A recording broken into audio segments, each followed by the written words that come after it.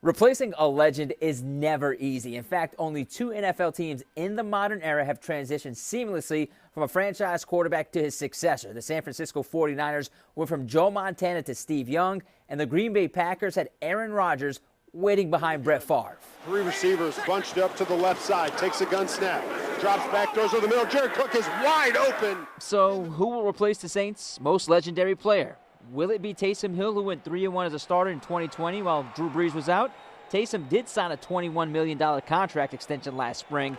Jameis Winston is a free agent, but there is mutual interest between he and the Saints to remain in black and gold. Drafting a quarterback is also a possibility. Perhaps someone like University of Alabama Heisman finalist Mac Jones, who could be available when the Saints pick in the first round. We asked Catherine Terrell with The Athletic, who's next? Well, I think the obvious answer is that it's going to be Taysom Hill. Sean Payton loves him. It seems like the Saints have really invested in him.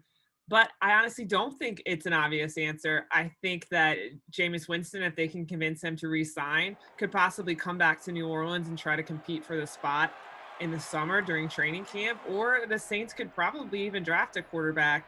I think that their roster is set up well enough that they could probably go best player available in the first round, which will kind of open them up to draft a quarterback, but it really just depends on how free agency goes.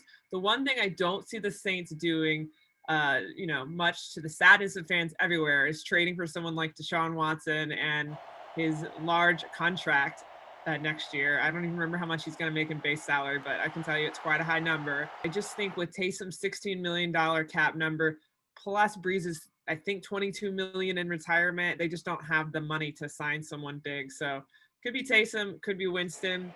We could be looking at Tamus all over again next year. But whatever it is, I think it's definitely going to be an interesting offseason, more so than any offseason we've seen in forever, really.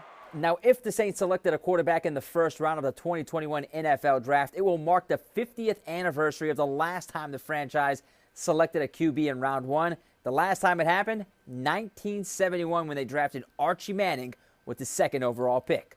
In the Superdome, Sharif Ishak, WDSU News.